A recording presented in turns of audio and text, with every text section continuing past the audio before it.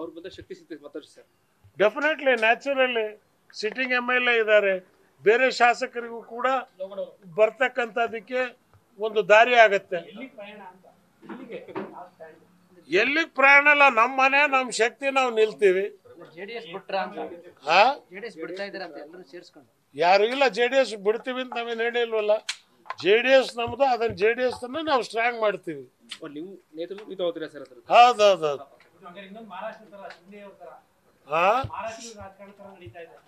ಮಹಾರಾಷ್ಟ್ರದ ಕರ್ನಾಟಕ ರಾಜ್ಯದಲ್ಲಿ ಇವತ್ತು ಈ ರಾಜ್ಯದ ಹಿತದೃಷ್ಟಿಯಿಂದ ಮೂರನೇ ಶಕ್ತಿ ಅಗತ್ಯ ಅನ್ನಕ್ಕಂಥದ್ದನ್ನು ಜನ ಇವತ್ತು ಎತ್ತಿ ಹೇಳ್ತಾ ಇದ್ದಾರೆ.